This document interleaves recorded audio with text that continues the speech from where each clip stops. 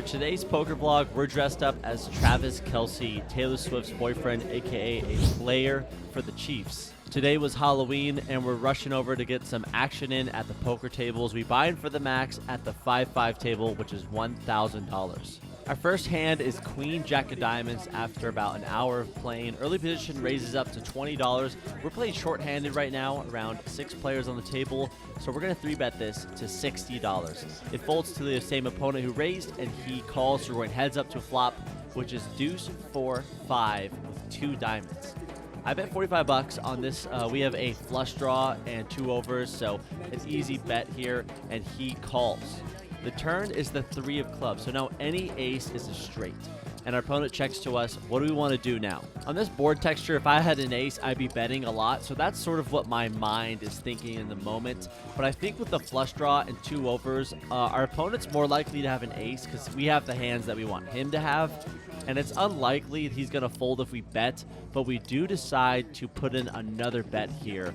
We make it $110, which I think is a huge blunder for all our equity because he's never going to fold a straight. And if he has a 6, he's going to raise. So he raises to $440. So I'm not entirely sure if this was the best move, but when our opponent raises, we're just going to pretend that we have an ace, and we're going to put in the fold, and he does turn over a 6 after we release, so it was the right fold. Obviously, we only had queen high, but we wanted to pretend we had ace high for the wheel straight. All right, there's an awesome deal going down at the Cheddar Club. Just let them know that Funky Poker sent you, and you'll get a nice deposit bonus. So click the link in the bio, join them on Telegram, and let them know. See you guys on there. It's lots of fun and lots of action.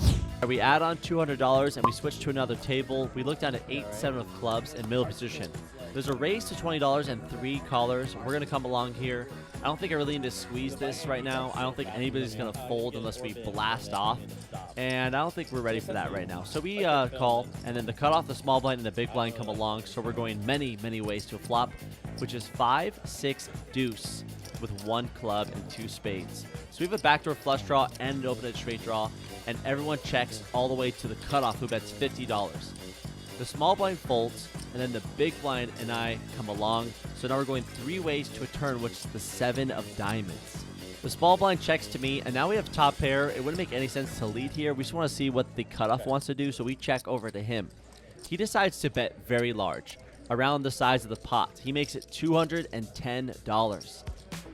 The small blind folds, and now it's on us. What do we want to do here? I tank for a very long time, and I just don't think we have the right hand to call here. I think I'd rather have a set to put in a call because I just don't think our opponent is really going to be bluffing a lot, and he has very little behind.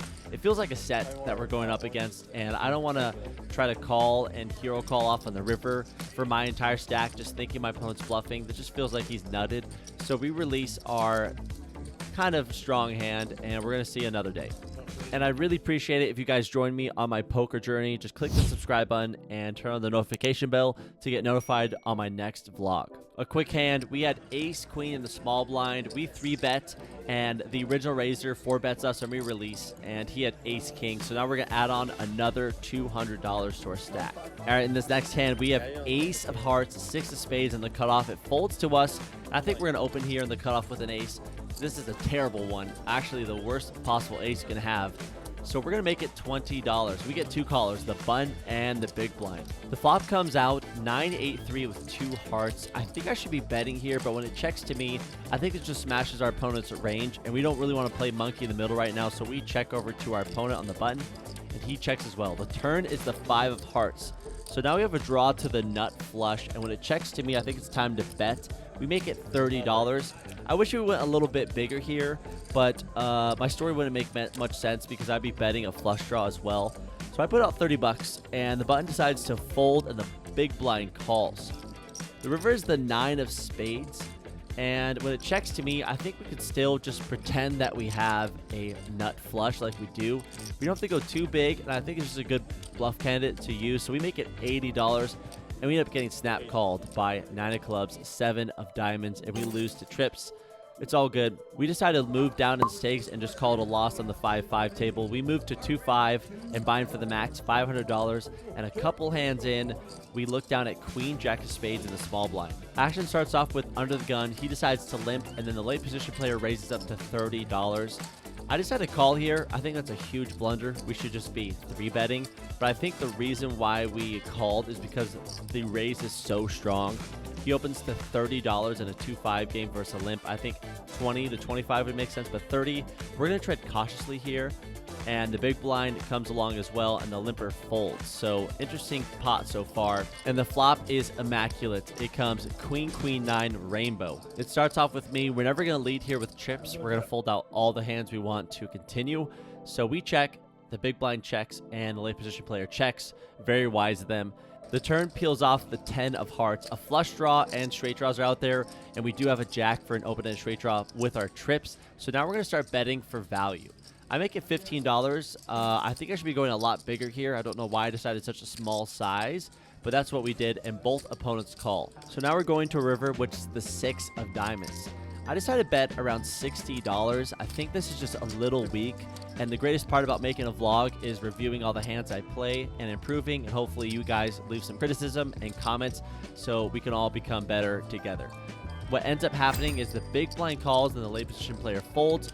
We flip over and show the winner, and we scoop a $265 pot. Man, it feels good to have a decent sized pot coming our direction. And in today's episode, the trend of suited connectors, we look down at 7, 6 of spades in early position. The early position player decides to limp, and we raise it up to $25. Middle position calls, and it folds to the big blind, who raises to $80. The early position limper decides to release, and now it's on us. I think it's okay to call sometimes if we weren't multi-way, but I think the big mistake here is that there's another caller behind me, and I think I should be releasing a hand like this or deciding to throw it into the 4-bet category, but I don't think anybody's that weak when they 3-bet from the big blind. So we're just going to put in the call here, which I think is pretty splashy, and then the middle position player puts in the call, and now he is all in for a little bit less. So now we're going heads up to a flop, which comes king, 7, 9, rainbow. It starts off with my opponent. We have bottom pair and a backdoor flush draw, and he decides to continue here for $75. I think I should just be releasing here, but we decided to be sticky and see if we gain any equity, which is just chasing hopes and dreams. The turn is the jack of diamonds. Our opponent continues, and he decides to go all in. We release, and we get to see the cards. He has pocket aces, so I'm glad we got away from that. I guess we could just fold pre-flop and not be sticky, but sometimes in a losing session, you decide to chase the hopes. But I just got to remember that this game is a marathon. It's not about the session, so we just got to keep persevering and improving, and next time we're going to release. All right, we lost a couple medium-sized pots, and now the last hand, which is not on camera, is a juicy one. There's an opponent to our left. He just came from PLO, and he's been splashy and throwing around a lot of bets, a lot of 3-bets, a lot of big raises and check raises, a very action player. So we're going to look down at 5, 8 of diamonds in middle position. It folds to me, and I decide to limp, which I think is a huge mistake. Today's been pretty goofy, but we're going to be reviewing and improving. And the action continues. Our opponent that we just mentioned to our left raises it up to $15. The big blind calls, and I call. The flop comes king, 5, 7 with 1 diamond. We check to the aggressive opponent. He makes it $25. The big blind folds, and now it's on me. We do have bottom pair and a backdoor flush draw and straight draw possibilities, so I think we're always going to continue and call here. So that's what we do. The turn is a magical one. It is the 4 of diamonds. So now we have a flush draw and a gutter to the straight. So we're going to check to our opponent in flow as always, and he bets $50. I think we could find a check raise here, but I want to keep in his bluffs and hopefully get there on the river and go for max value against strong hands like ace king if he did have something like that, which he is representing. So I think in the moment we decide to put in the call. The river is the 4 of hearts, which is not a good card. I don't think we can really represent having a 4 here. That wouldn't make any sense. So we're just representing that we have a weak king, or we have a 5 or a 7. So we check to our opponent, and he does something I think is very odd. He goes for value. He bets $100. I tank for 2 minutes, and I just don't understand his story. I think he'd be going much, much larger because our 2 pairs would be counterfeited. Maybe he's hoping we're getting a crying call from a medium-sized pair. I just think, you know, his line doesn't make any sense. He goes quarter, half pot, half pot. And I just don't think ace king ever really does that on this board texture. I think he would find a check on the turn, if he did have a king because it gets very connected and really hits my range that I'm limping. I have all the sets.